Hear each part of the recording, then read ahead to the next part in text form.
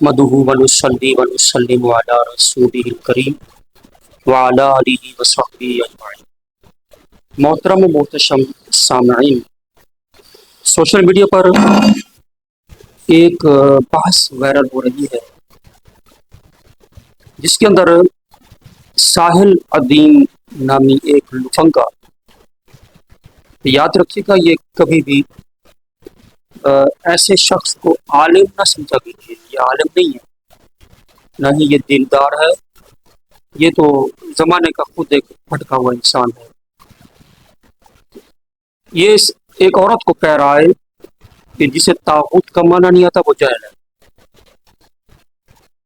میں نے چاہا کہ اس حوالے سے میں بھی اپنا موقف دے دوں۔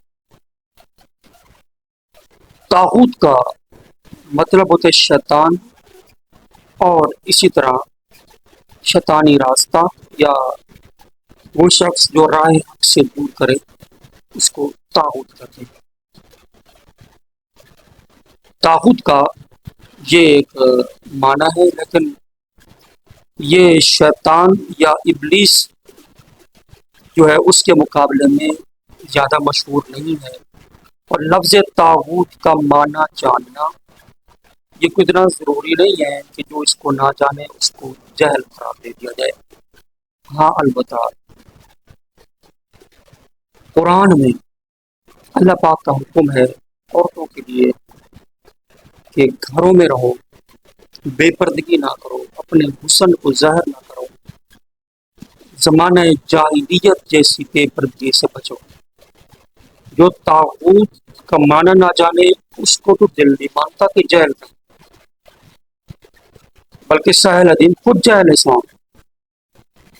البتہ بے پردہ ہونا اور اپنا میک اپ کر کے اچھے کپڑے پہن کر باہر نکل کر اپنے حسن کی نمائش کرنا، لوگوں کو اپنی خوبصورتی دکھانا، اپنی طرف میل کرنا، یہ یقیناً ایک جہالت ہے۔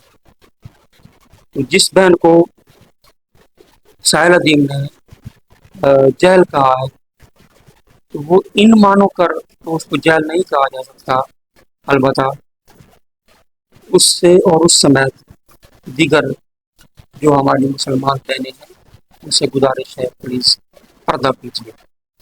باقی اس عورت کی یہ بات بہت تشویشناک ہے کہ اس نے کہا ہمیں قرآن کی آیتیں نہ سنائیں یا ہم قرآن کی آیتیں سننے نہیں ہے۔ معاذ اللہ، قرآن کی آیت سننا یہ تو ایک ثواب کا کام ہے، اور قرآن بہت بڑا حوالہ ہے۔